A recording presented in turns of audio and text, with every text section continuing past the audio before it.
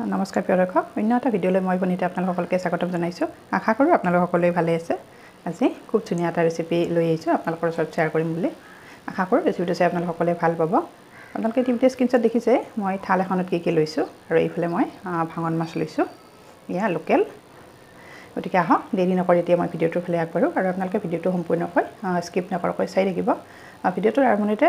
সদায় কওঁ আজিও কওঁ আপোনালোকে যদি মোৰ ইউটিউব চেনেলত প্ৰথমবাৰৰ পৰা আহিছে কিন্তু এতিয়ালৈকে মোৰ চেনেলটো ছাবস্ক্ৰাইব কৰা নাই আপোনালোকে চেনেলটো ছাবস্ক্ৰাইব কৰি দিব তেতিয়াহে মই নতুন নতুন ভিডিঅ' আপলোড কৰিলে আপোনালোকে নটিফিকেশ্যন পাব আৰু ভিডিঅ' চাব পাৰিব আৰু যদিহে ফেচবুকত চাইছে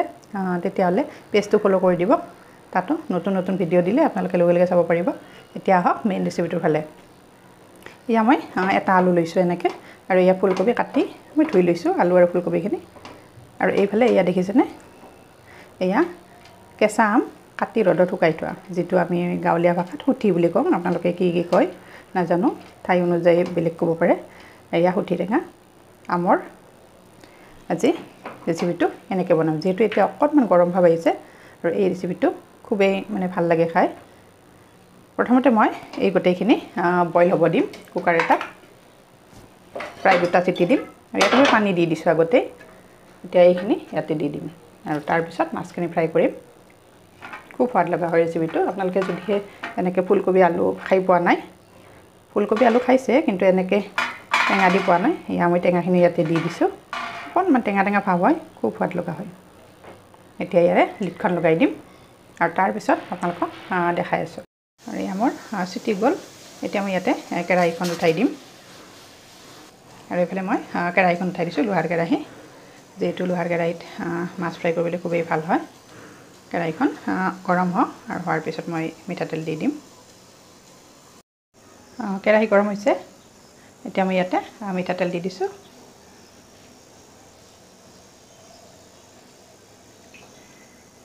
অকণমান সৰহকৈ দিছোঁ যিহেতু এইখিনি তেলেৰে মই আঞ্জাখন বনাব লাগিব তেলখিনি গৰম হৈছে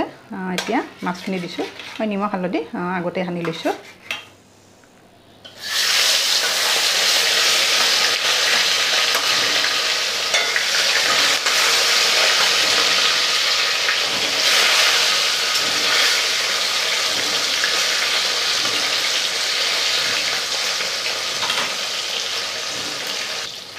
মাছখিনিত এটা ছেট হৈ গৈছে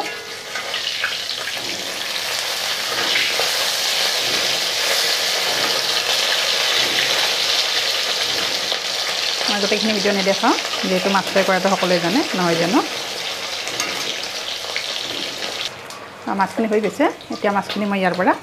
কাঢ়ি থৈ দিম আৰু ইয়াতে আঞ্জাখিনি বনাম আৰু এইফালে মই আলু আৰু ফুলকবিখিনি বইল কৰি ল'লোঁ এনেকৈ থালখনত ঢালি লৈছোঁ আৰু এইফালে মই পিঁয়াজ লৈছোঁ এটা শুকান জলকীয়া তেজপাত আৰু কেঁচা জলকীয়া নৰ্মেল বনাম যদিও টেঙা আছে টেঙাৰ জোল নহয় আলু আৰু ফুলকবি আছে লগত সেয়েহে নৰ্মেল বনাম প্ৰথমতে শুকান জলকীয়াটো দি দিছোঁ তেজপাত দি দিছোঁ এইখিনি অকণমান ভাজি লওঁ অকণমান পাঁচফোৰণ দিছোঁ এয়া গোটা জিৰা আৰু এতিয়া পিঁয়াজখিনি দি দিছোঁ ইয়াতে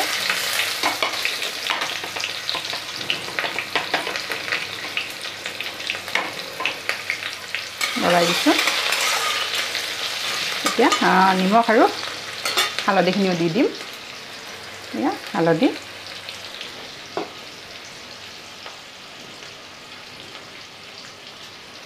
নিমখখিনি দি দিছোঁ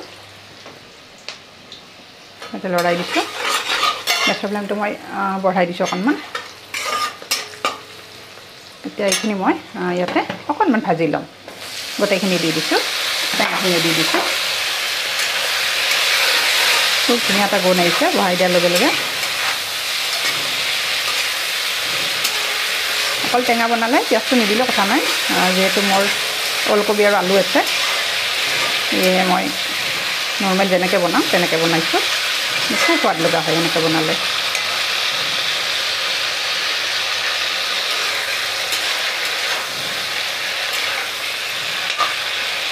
এতিয়া এইখিনি মই অলপ ভাজি ল'ম এয়া ভাজা হৈ গৈছে মোৰ ভাজিখিনিৰ পৰা তেল নিগৰি আহিছে এতিয়া ইয়াতে মই অকণমান জিৰা গুড়ি দি দিম বেলেগ কিন্তু একো মছলা নিদিওঁ আৰু জিৰা গুড়ি দিছোঁ বেলেগ মছলা নিদিওঁ যেহেতু টেঙাৰ সুঠিটো আছে আমৰ আদাও নিদিওঁ একদম সিম্পল এতিয়া ইয়াতে মই কুকাৰত যিখিনি পানী আছিলে বইল কৰা এই গোটেইখিনি দি দিছোঁ তেতিয়াহে টেঙা ভাৱটো আহিব চাওকচোন পানীখিনি দিয়ালৈ কিমান ধুনীয়া এটা কালাৰ আহিছে আৰু অকণমান ইয়াতে মই পানী দিম আৰু অলপ দিছোঁ এয়া গৰম পানী যেহেতু মই জোল বনাইছোঁ জোল বনালে ভাল লাগে এই আঞ্জাখনৰ আৰু অলপ উতলাৰ পিছত মই এয়া ভাজি থোৱা মাছখিনি তাতে দি দিম খুব সোৱাদ লগা হয় আপোনালোকে যদি এনেকৈ বনাই খাই পোৱা নাই আমৰ টেঙাৰ সুঠি দি এবাৰ বনাই খাই যাবচোন আৰু যেহেতু এতিয়া গৰমৰ দিন পৰিছে লাহে লাহে খাই খুব ভাল পাব আৰু এয়া চাওক খুব ধুনীয়াকৈ উতলিছে আৰু কালাৰটো চাওকচোন কিমান ধুনীয়া এটা কালাৰ আহিছে আলু আৰু ফুলকবিখিনি একেবাৰে সিজি গৈছে মই আলু ভাঙি দিলোঁ অকণমান আৰু এতিয়া মাছখিনি দি দিছোঁ ইয়াতে ভাজি থোৱা মই 3টা দি দিছোঁ এটা ৰাখি দিছোঁ আমাৰ যিহেতু 3জন মানুহ আৰু ইয়াৰ লগত কেঁচা জলকীয়া 2টা দিছোঁ চাওকচোন কালাৰটো কিমান ধুনীয়া হৈছে আৰু প্ৰায় 2 মিনিটমান সময় থাকিলে মোৰ এয়া আঞ্জা ৰেডি হৈ যাব আপোনালোকে মোৰ আজি ৰেচিপিটো চাই যদি ভাল পাইছে তেতিয়াহ'লে লাইক কৰিব আৰু ভিডিঅ'টো সম্পূৰ্ণকৈ চোৱাৰ পিছত যেহেতু কমেণ্টটো বিনামূলীয়া হয় বিনামূলীয়া কমেণ্ট এটা দি থৈ যাব আৰু আপোনালোকে মোৰ ভিডিঅ'সমূহ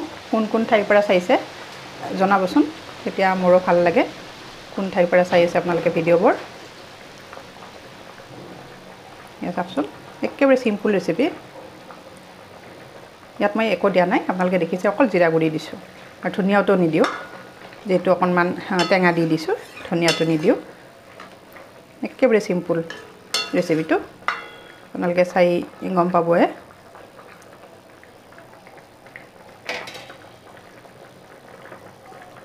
এনেকৈ বনালে গৰমৰ দিনত খাই খুব মানে তৃপ্তি লাগে আৰু এয়া চাওক আমৰ সুঠিৰে বনোৱা আলু আৰু ফুলকবিৰ আঞ্জাখন মোৰ ৰেডি হৈ গ'ল খোৱাৰ কাৰণে এয়া চাওক আৰু এনেকৈ বনালে টেঙাটোও বেছি নহয় সৰু ল'ৰা ছোৱালীবিলাকেও খাই ভাল পায় এয়া গেছৰ ফ্লেমটো অফ কৰি দিছোঁ গতিকে আজিৰ ৰেচিপিটো মই ইমানতে সামৰণি মাৰিলোঁ আকৌ এটি নতুন ৰেচিপিত লগ পোৱাৰ আশাৰে আজিলৈ সামৰণি মাৰিছোঁ ধন্যবাদ